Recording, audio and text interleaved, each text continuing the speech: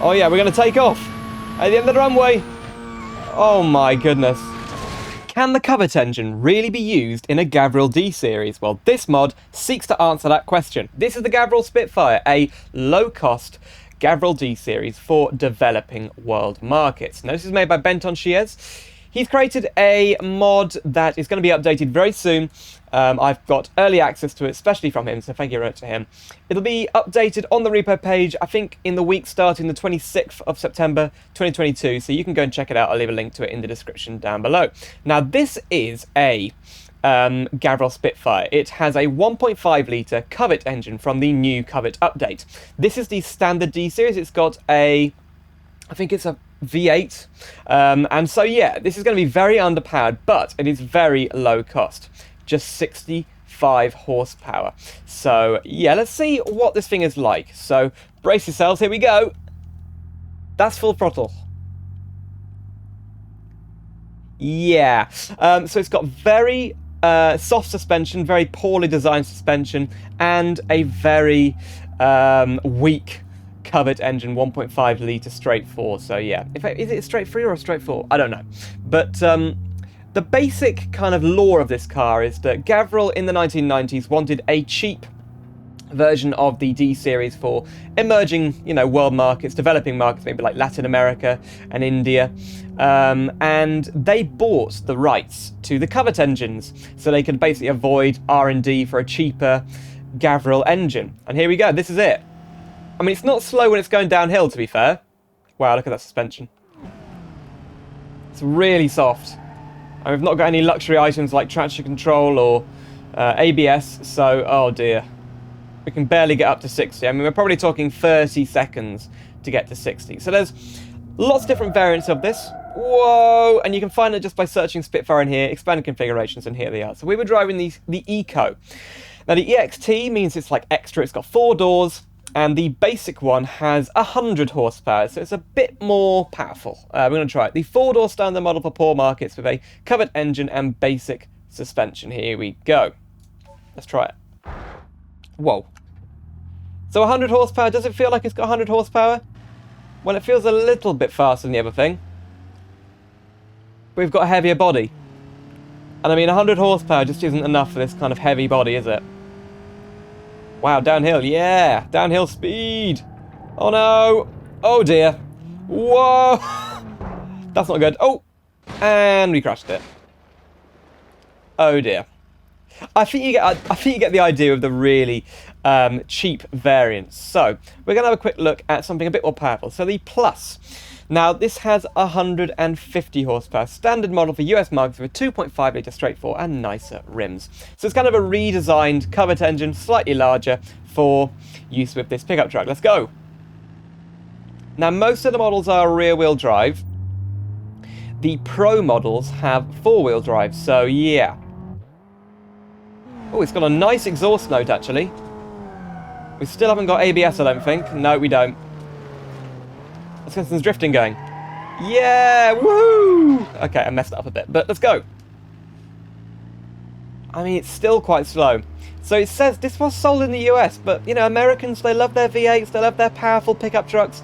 I'm not sure this thing would really have taken off in America. Yeah. It kind of reminds me, Volvo made like a 3-cylinder engine for their for their S80 like executive car, and it was so underpowered but really frugal. So maybe, I mean, if Americans were like, wanted to get a cheap to run pickup truck, maybe they could have bought this. I don't know. Oh look, there's a pickup truck on that stand. I don't really notice that very often. Here we go. Yay! 70, 80, wow. It's not actually that slow.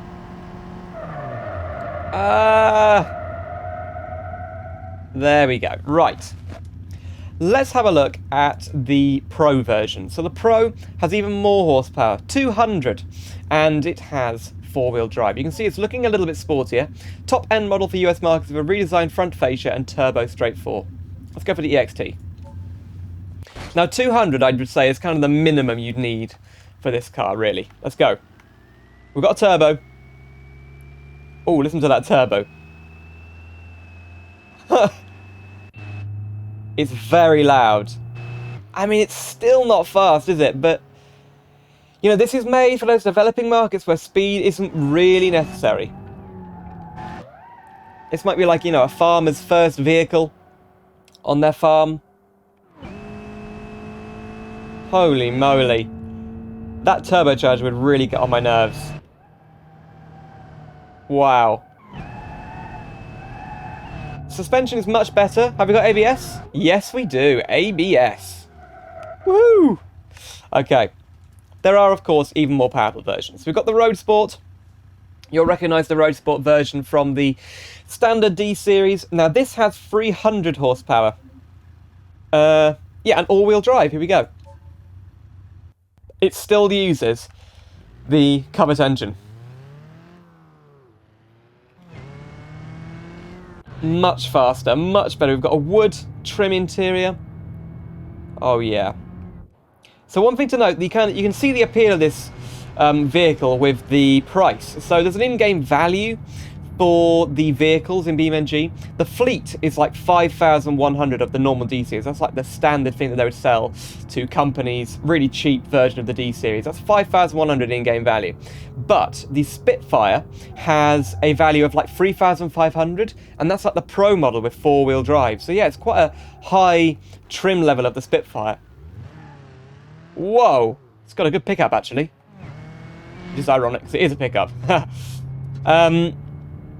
Yeah, and that'll be important, because if you can imagine in the future with this career mode they've added, there's like a secret career mode in 0.26, I think we're at, you can like buy and customize vehicles. So maybe you'll have to start looking for cheaper alternatives to the D-Series, and this could be that vehicle to go for if the career mode supports mods.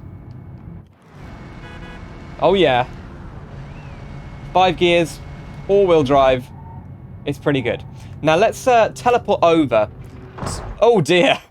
Let's teleport over to the... Oh, somewhere with... Maybe like, I don't know. Where's somewhere with off-roading sort of place? Over here, the airfield. Perfect. Teleport over to the airfield.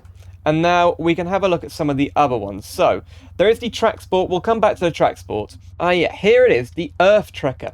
An all-round speed machine with 1,800 horsepower and all-wheel drive. And for cheap. Yes, just 14,000. So this is a crazy...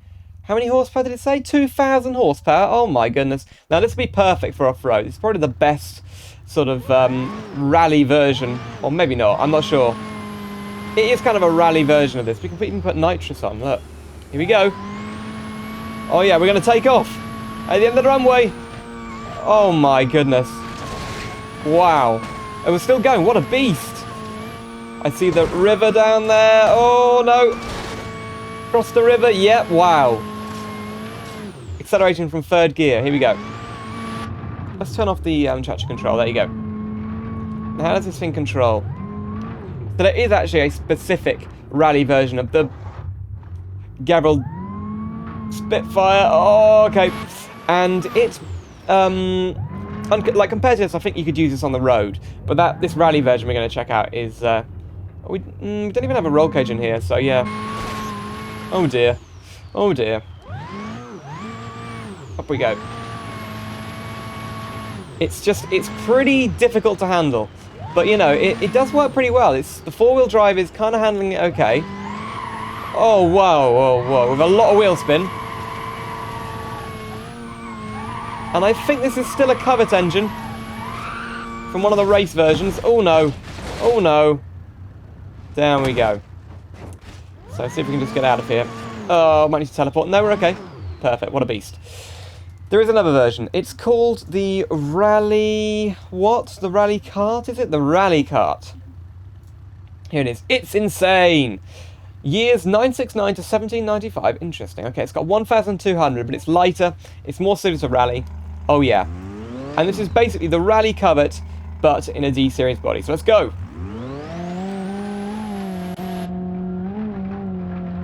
Let's try and do this professionally. A professional rally. Go up the hill. Into 1st gear. Yes, nice. It's quite hard to see over the bonnet because we've got a big... I think it's like supercharged or turbocharged in there. And yeah, it's got this big bonnet up at the top.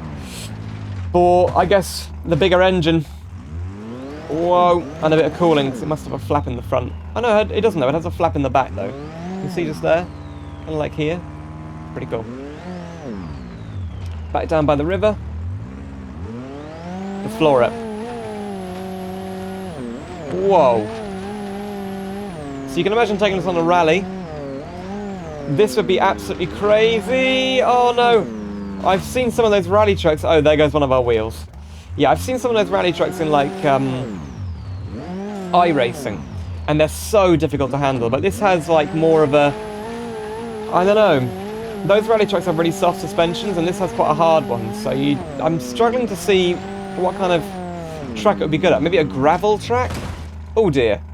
Probably not Utah. It's probably not suited to the rough terrain of Utah. Through the river. Pretty much float through there. Oh my goodness, I'm really rubbish at this. Yay!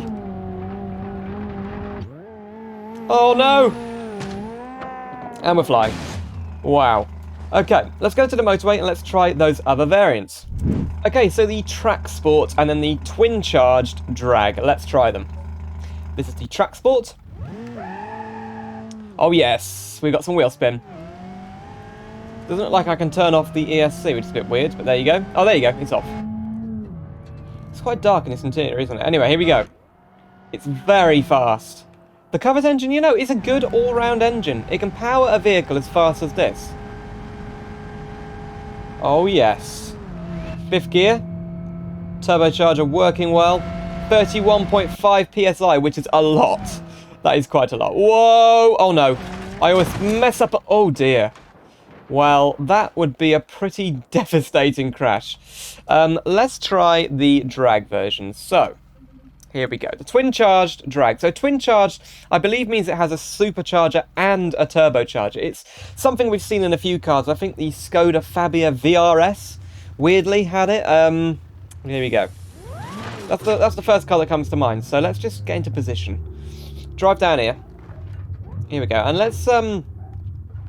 let's try sort of building up the revs and then going. Whoa. Oh, we've got a nice looking Gripple livery. Oh no! Engine locked up. Let's try again. And a really long, like strange rear wing. Here we go. There's 150. 170. 180, 190. It's a 200.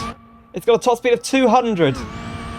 We're going over the bridge, and here we go, we're going to have a massive accident here, over 200 miles per hour. We've hit a rock slightly, oh, we're going up. And we're still doing 130 as we hit that rock, and another rock, and the body has been completely ripped off the chassis.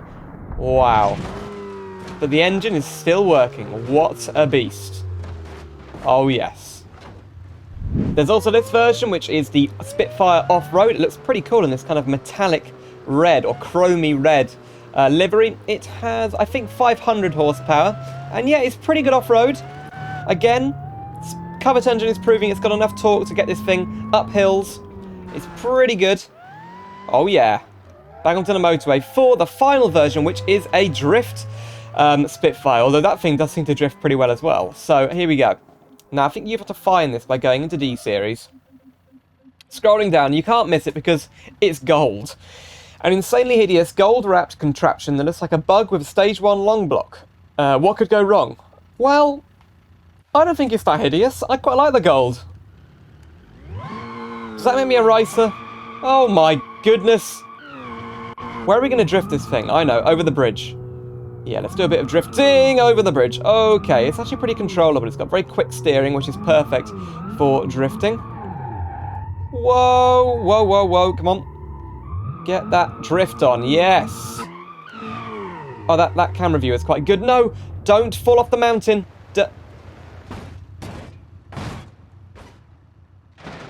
Come on, back up. Let's drift around here. Here we go. So this view. Second gear. Oh yeah, you can drift at like really low speed. That's awesome. Oh, that is awesome. This is one of the easiest vehicles to drift. I'm just using a controller as well. Look at that! Oh, oh dear. Wow. Yeah, an awesome variant to finish off with. So there you go, the Gavril Spitfire. This is an old mod that's been updated massively by its creator. It'll be released very soon, at least not many days after this video has come out. So I'll leave a link to the page in the description down below so you can go and download it. It might not be updated when you come to it, but it will come out soon and you'll see the update on there. Thank you very much to Benton Shears for providing me with this mod to test early. It's been really fun, and we've had a good conversation, talking about what the kind of the lore of this vehicle is, and I hope I've helped to explain it a bit to you. And yeah, if you want to see some more BeamNG, click the video on screen right now. It's of a really cool mod which brings Alpina to the ETK models in BeamNG. Also, thank you very much to my Ultra Sim fan, Oh My Mandy. They put me on the YouTube membership, so you can find out more by clicking the join button below. They start at just $1.99 per month, and you get access to exclusive videos. So I'll see you soon for some more simulator adventures.